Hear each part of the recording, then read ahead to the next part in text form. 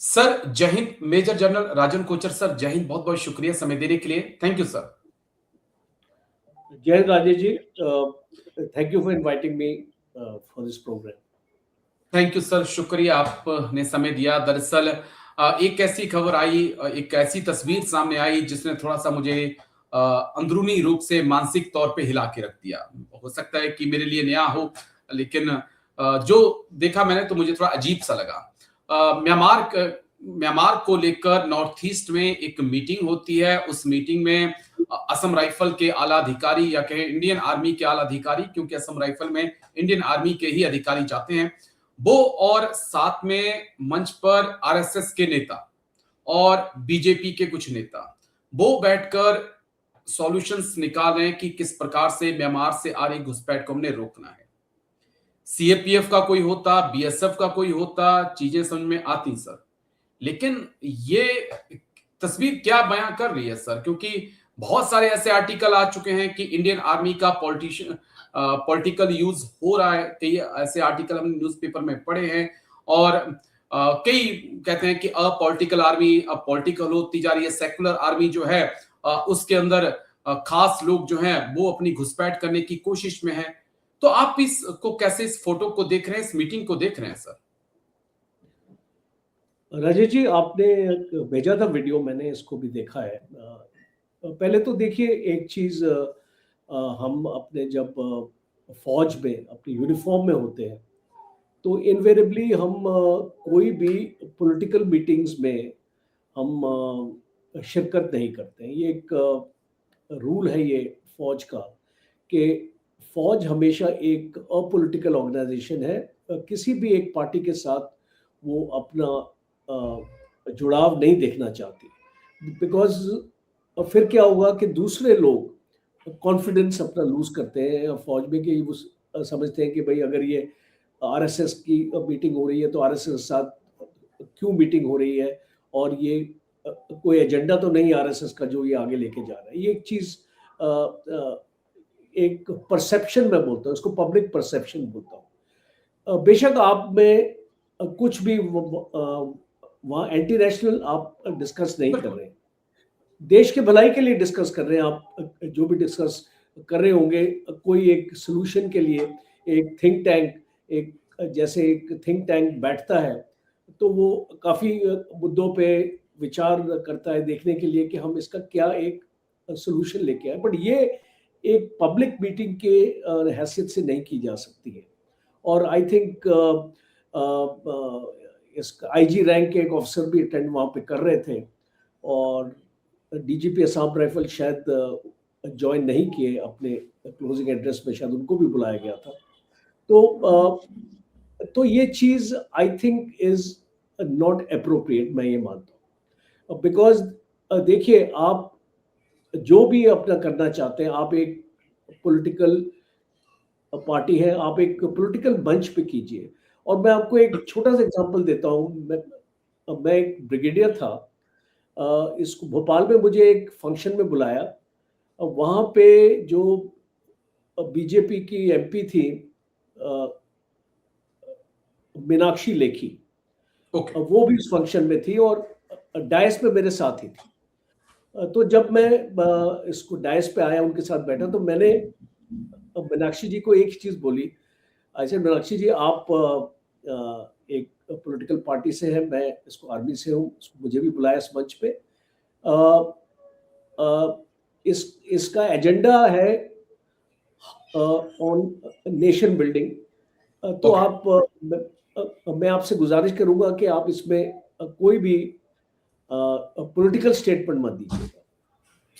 तो she was very very kind to accept that. और जब स्पीच थी उनकी, वो बेसिकली इकोनॉमिक और नेशनल सिक्योरिटी के ऊपर थी, और वो मैंने अप्रिशिएट किया, बिकॉज वहाँ पे ऐसा कोई भी एजेंडा डिस्कस नहीं हुआ जिसके पॉलिटिकल ओवरटोन्स हो। तो ऐसे हमने देखा है राजेश जी, कई फोरम्स में कई ऑर्गेनाइजेशंस पॉलिटिशियंस को भी बुलाते हैं, आर्मी वालों को भी बुलाते हैं, इकोनॉमिस्ट को भी बुलाते हैं, एकेडमिशियंस को भी बुलाते हैं।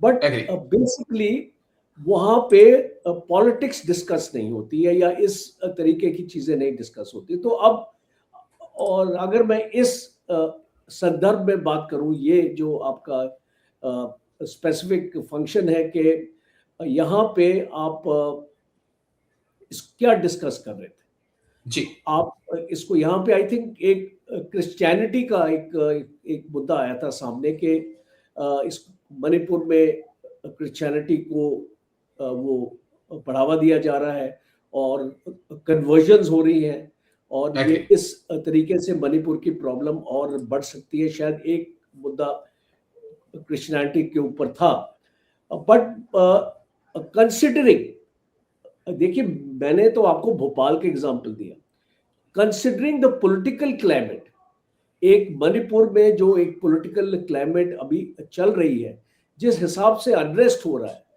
वहां पे ऐसी मीटिंग में अटेंड करना, इसको मुझे अगर आप एक पर्सनल ओपिनियन दे और अगर मैं असम राइफल से हूं तो मैं डिक्लाइन कर जाता हूं, बिकॉज मैं एक पॉलिटिकली सरचार्ज एटमॉस्फेयर है वहां पे। जी। अब उस एटमॉस्फेयर को आप और तूल देंगे, बिकॉज देखिए अब कुछ भी डिस्कस हुआ उसको वहां पे बिल्कुल सर। उसको मायने नहीं रखता है। वो क्या आप डिस्कस कर रहे हैं वहां पे मायने नहीं रखता, वो जी। मायने रखता है कि कौन डिस्कस कर रहा है और आपके पास क्या फोरम है डिस्कस करने का, क्या आपका यही फोरम है। अगर आपको एक पॉइंट ऑफ व्यू कन्वे करना है तो पब्लिक प्लेटफॉर्म पे क्यों जाना है आपको।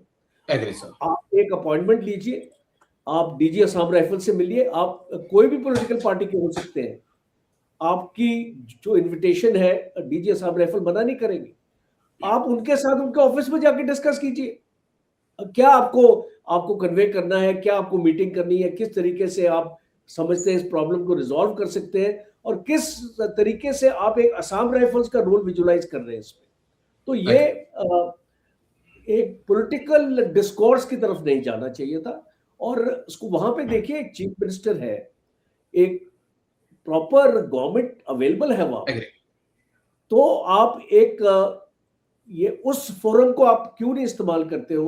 अगर आपको जो कोई भी आपको पॉइंट ऑफ व्यू आपको कन्वे करना है तो आप सीएम से मीटिंग उसको कीजिए, उसके एग्री। मिनिस्टर से मीटिंग कीजिए।